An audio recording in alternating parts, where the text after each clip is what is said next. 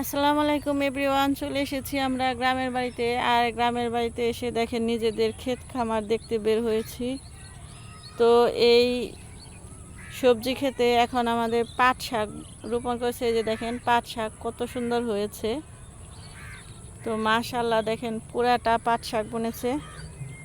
তো এসেছি গ্রামে তরতাজা শাক সবজি খাবো ইনশাআল্লাহ। পাট শাক কালকে তুলে নেব, আর পাট শাক খুব মজা করে রান্না করে খাবো, অনেক অনেক স্বাদ হয় পাট শাক। আর এই যে দেখেন আমাদের ধান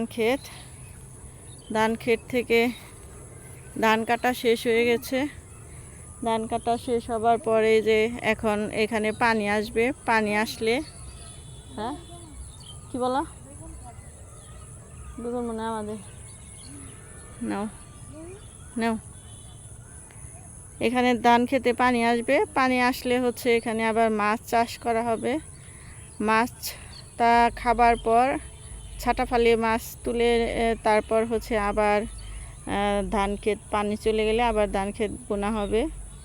তো গ্রামের এই জিনিসগুলো দেখতে আমার কাছে তো খুবই ভালো লাগে। আপনাদের কাছে কেমন লাগে ছোট্ট একটি কমেন্টস করে জানাবেন।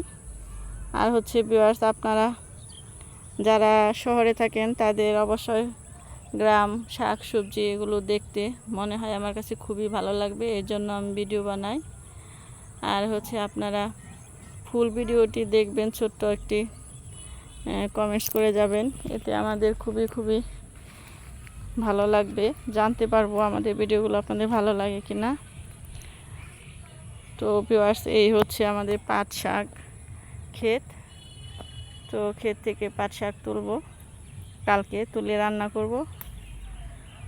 তো সবাই কেমন লাগলো অবশ্যই জানাবেন। আর এই যে দেখেন আমার মেয়ে বেগুন তুলে নিয়েছে, বেগুনও এখানে আছে।